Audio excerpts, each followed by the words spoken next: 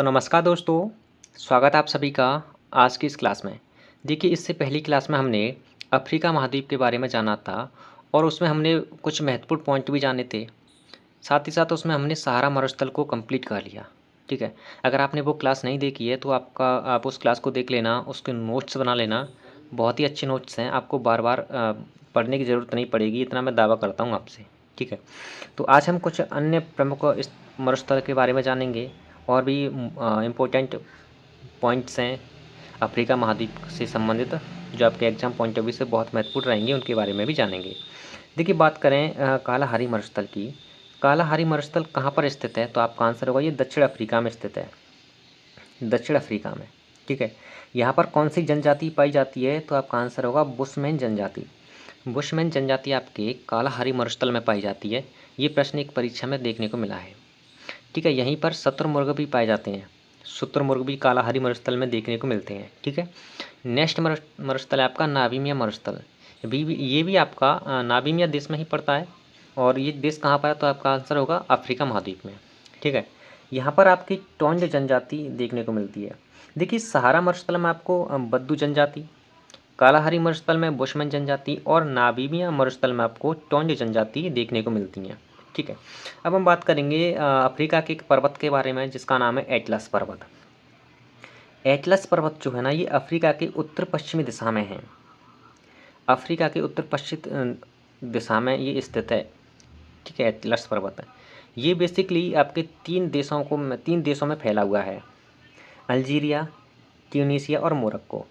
अगर आपके पास विश्व भूगोल का मैप है ना, उसमें आप अफ्रीका महाद्वीप को एनालिस करना, अफ्रीका।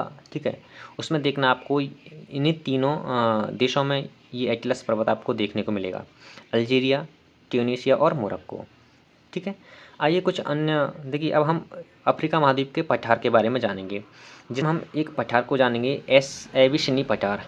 एबिसिनी पठार, ठीक है, एबिसिनी पठार ना ये हॉर्न और अफ्रीका में स्थित है। हॉर्न ऑफ अफ्रीका, हॉर्न और अफ्रीका है ना, ये इरिट्रिया, जिबूती, इथियोपिया और सोमालिया में स्थित है। ठीक है, ये मुख्य रूप से इथियोपिया में स्थित है। अगर आपसे देखिए, वैसे तो ये इतना डेप्थ में जाकर नहीं पूछेगा, लेकिन नॉर्मल तरीके से आपसे ये प्रश्न पूछा जा सकता है कि एबिसिनी पठार कहाँ पर है, तो आपका आंसर होगा अफ्रीका में। अगर यूपीएससी लेवल की बात करूँ तो आपसे ये पूछा जा सकता है कि देखिए आपको ऑप्शन में देगा हॉर्न ऑफ अफ्रीका, तो आपको आंसर यही करना है।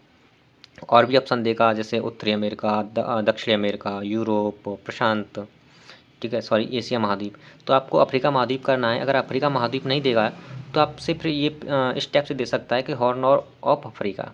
तो एबिसिनी पठार बेसिकली हॉर्न ऑफ अफ्रीका में स्थित है। लेकिन अगर आपसे देश के रेफरेंस में पूछे कि किस देश में है, तो आपका आंसर होगा इथियोपिया, जिसे आप इथोपिया बोलते हैं, है ना।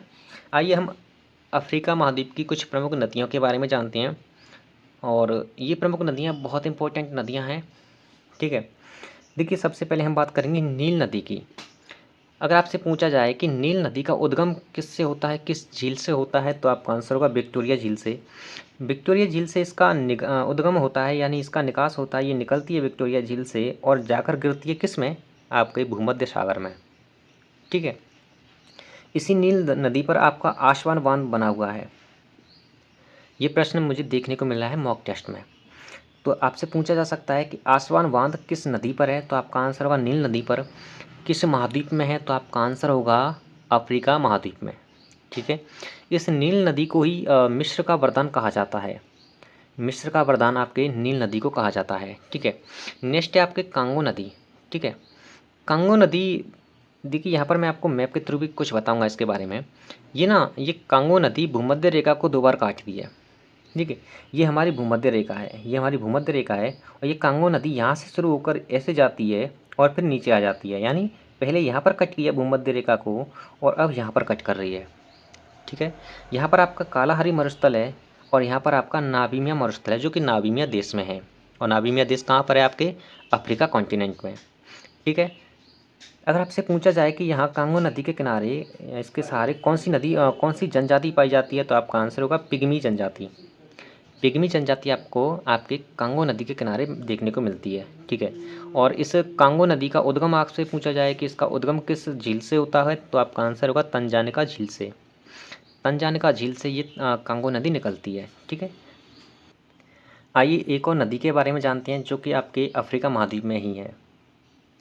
देखिए, अब हम बात करेंगे अफ्रीका की एक और नदी, लिम्पोपो नदी। देखिए, मैं आपको यहाँ पर अफ्रीका की 2-3 महत्वपूर्ण नदियों के बारे में बता रहा हूँ जहाँ से मैक्सिमम पॉसिबिलिटी रहती है प्रश्न पूछे जाने की। तो बात करें लिम्पोपो नदी की, ये लिम्पोपो नदी ना पूर्व साइड की ओर बहती है, यानी पूर्व की ओर बहती है। ठीक है, और ये किस रेखा को, किस अक्षांश रेखा को 2 बार काटती है? तो आपका आंसर होगा मकर रेखा को। कांगो नदी है ना, ये वो भूमध्य रेखा को यानी विषुवत रेखा को 2 बार काटती है, और लिम्पोपो नदी मकर रेखा को 2 बार काटती है। अब मैं आपसे पूछूं कि ये मकर रेखा भूमध्य रेखा के ऊपर है या नीचे है? इसका आंसर आप कमेंट करके ज़रूर बताएंगे। ठीक है, इस लिम्पोपो नदी को ही मगरमच्छ की नदी भी कहा जाता है, मगरमच्छ नदी। ठीक है, देखिए ये लिम्पोपो नदी ये कहाँ पर गिरती है, किस महासागर में गिरती है? तो आपका आंसर होगा हिंद महासागर में। ठीक है, आइए अब अफ्रीका महाद्वीप से संबंधित मैं आपको बहुत महत्वपूर्ण पॉइंट बताने वाला हूँ, जहाँ से आपका प्रश्न डायरेक्टली पूछा जा सकता है एक ऑब्जेक्टिव वे में, यानी ऑप्शनल वे में। ठीक है, सब्जेक्टिव प्रश्न नहीं पूछा जाएगा आपसे। ठीक है, ऑब्जेक्टिव प्रश्न पूछा जाएगा वन लाइनर अप्रोच के साथ। देखिए, अफ्रीका महाद्वीप में ही आपको महान भ्रंश घाटी भी देखने को मिलती है। अगर आपसे पूछा जाए कि महान भ्रंश घाटी कहाँ पर है, तो आपका आंसर होगा अफ्रीका महाद्वीप में। देखिए, अफ्रीका महाद्वीप की अगर आपसे खाद्य फसल पूछे, मुख्य खाद्य फसल, अफ्रीका महाद्वीप की मुख्य खाद्य फसल, पहला पॉइंट है तो आपका आंसर होगा मक्का। मक्का यहाँ की मुख्य खाद्य फसल है। ठीक है, अपने भारत की मुख्य खाद्य फसल कौन कौन सी है, पहली मुख्य खाद्य फसल कौन सी है और दूसरी मुख्य खाद्य फसल कौन सी है? इसका आंसर आप कमेंट करके ज़रूर बताना। ठीक है, अगर आपने भारत की कृषि के बारे में पढ़ा होगा तो आपको अच्छे से पता होगा। देखिए, बात करें, अगर आपसे पूछा जाए कि विश्व में सर्वाधिक लौंग उत्पादक देश कौन सा है, तो आपका आंसर होगा अफ्रीका। कहाँ पर है? अफ्रीका महाद्वीप में। ठीक है, अगर आपसे पूछा जाए कि विश्व में सर्वाधिक, प्लस का मतलब सर्वाधिक या सबसे, विश्व में सर्वाधिक सोने यानी गोल्ड के भंडार कहाँ पर हैं, तो आपका आंसर होगा अफ्रीका महाद्वीप में ही हैं। लेकिन कहाँ पर? जोहान्सबर्ग में। जोहान्सबर्ग को ही स्वर्ण नगरी के नाम से भी जाना जाता है। विश्व के रेफरेंस की बात कर रहा हूँ मैं। ठीक है, विश्व के रेफरेंस में जोहान्सबर्ग को स्वर्ण नगरी कहा जाता है। क्यों? क्योंकि यहाँ पर विश्व के सबसे अधिक भंडार देखने को मिलते हैं। अगर आपसे पूछा जाए कि विश्व में सर्वाधिक हीरे के भंडार कहाँ पर हैं, भंडार निकाले नहीं गए, ये भंडार हैं जहाँ पर एकत्र हैं ये चीज़ें, तो आपका आंसर होगा किम्बरले। किम्बरले को ही हीरों की नगरी कहा जाता है। जोहान्सबर्ग को स्वर्ण नगरी और किम्बरले को हीरों की नगरी कहा जाता है। ठीक है, आइए कुछ महत्वपूर्ण पॉइंट और जान लेते हैं।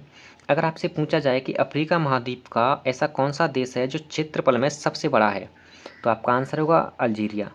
क्षेत्रफल में देखा जाए तो अल्जीरिया सबसे बड़ा देश है अफ्रीका महाद्वीप का। और जनसंख्या के आधार पर देखा जाए कि जनसंख्या के आधार पर अफ्रीका महाद्वीप का सबसे बड़ा देश कौन सा है, तो आपका आंसर होगा नाइजीरिया। यानी नाइजीरिया देश में अफ्रीका महाद्वीप की सबसे ज़्यादा जनसंख्या पाई जाती है। ठीक है, अब कुछ अन्य पॉइंट हैं जो एग्जाम पॉइंट ऑफ व्यू से बहुत महत्वपूर्ण रहेंगे। जैसे अगर आपसे कहा जाए कि गोल्ड कोस्ट के नाम से जाने जाने वाला देश कौन सा है, गोल्ड कोस्ट के नाम से जाना जाने वाला देश कौन सा है, जाना जाने वाला देश कौन सा है, तो आपका आंसर होगा घाना। कहाँ पर है ये? अफ्रीका कॉन्टिनेंट में। नेक्स्ट है, अगर आपसे पूछा जाए कि सर्वाधिक, प्लस का मतलब सर्वाधिक या सबसे अधिक, सर्वाधिक नगरीकृत देश कौन सा है अफ्रीका महाद्वीप का, तो आपका आंसर होगा लीबिया। लीबिया। ठीक है, देखिए अब हम बात करेंगे अफ्रीका महाद्वीप में कुछ प्रमुख बांध, जलप्रपात और भूमध्य रेखा पर स्थित देशों के बारे में। ठीक है, देखिए एक प्रमुख बांध है करीबा बांध। करीबा बांध आपको देखने को मिलता है जैम्बेजी नदी पर, और ये जैम्बेजी नदी कहाँ पर है, तो आपका आंसर होगा अफ्रीका कॉन्टिनेंट में। ठीक है, यहाँ पर आपको 2 जलप्रपात देखने को मिलते हैं। पहला स्टेनली जलप्रपात, दूसरा है विक्टोरिया जलप्रपात। स्टेनली जलप्रपात किस नदी पर है, तो आपका आंसर होगा कांगो नदी। और विक्टोरिया जलप्रपात है आपका जाम्बेजी नदी पर। ठीक है, अब हम जानते हैं कि भूमध्य रेखा पर अफ्रीका महाद्वीप के कौन से देश स्थित हैं, क्योंकि यहाँ से प्रश्न आपको 101% देखने को मिल सकता है आपके यूपीएसआई में भी। देखिए, भूमध्य रेखा पर अफ्रीका महाद्वीप के एक तो देश है गेबोन, कांगो गणतंत्र, युगांडा, कीनिया और सोमालिया। आपने ब्लैक पैंथर मूवी देखी है ना, हॉलीवुड की मार्वल वाली ब्लैक पैंथर, उसमें युगांडा शहर का ही जिक्र किया गया है। वो जो ब्लैक पैंथर होता है वो इसी देश का होता है, युगांडा का।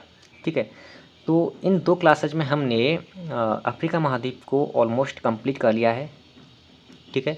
अब मुझे नहीं लगता कि इससे ज़्यादा आपको कहीं और से पढ़ने की ज़रूरत पड़ेगी।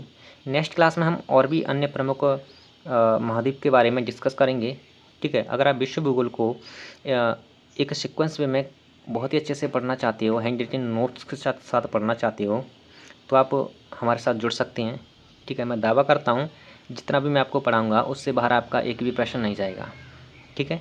तो चलिए मिलते हैं नेक्स्ट क्लास में। धन्यवाद।